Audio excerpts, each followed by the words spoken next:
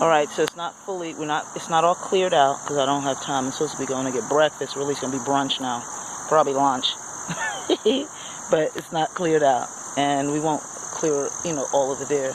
We'll just have the areas where the plants are. Just have a little island area around them. Okay? So that you can see the beauty and the splendor. And then we want to slow down on this weed here. We don't want to destroy the root, but we do want to slow down on the proliferation of the leaves and the growing. Okay? So we will be not pulling it up from the root and not spraying, but just covering and then possibly putting some ground cover down. Okay? Just to slow that down. And clearing enough so that you have a Rose of Sharon bed here, okay, is what we can have, and start pulling it back so that the foliage here can stay just behind it. But you want it far enough behind, because it's just really getting choked out. What you'll find with this Rose of Sharon tree here, it was laying back. I saw some evidence, and it's interesting how the flower distinguished it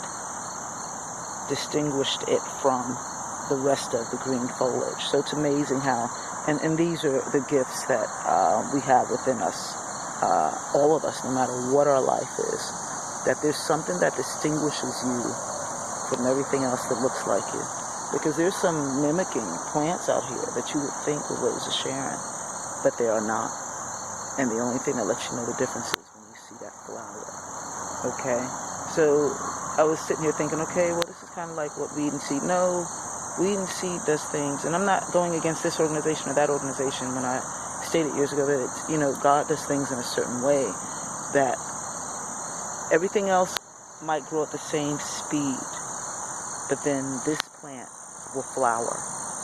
So that even things that look like it before the flower, you let grow. You let grow. But then just like the wheat and the tare, there's going to be something that lets you know there's a difference. Okay?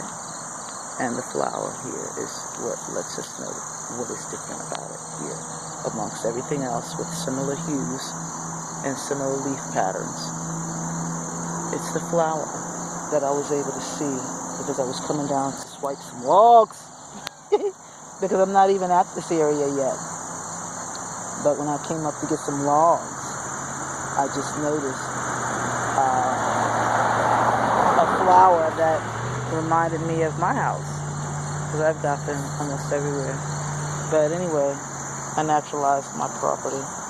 Got a lot of slack for it, but I have a lot of Rose of Sharon, and they don't fail me. They make my heart happy. So we pulled it up. Now we have it with some props because it was so used to being pulled down that it still has the posture. Even the structure in which the way it was growing is bowed.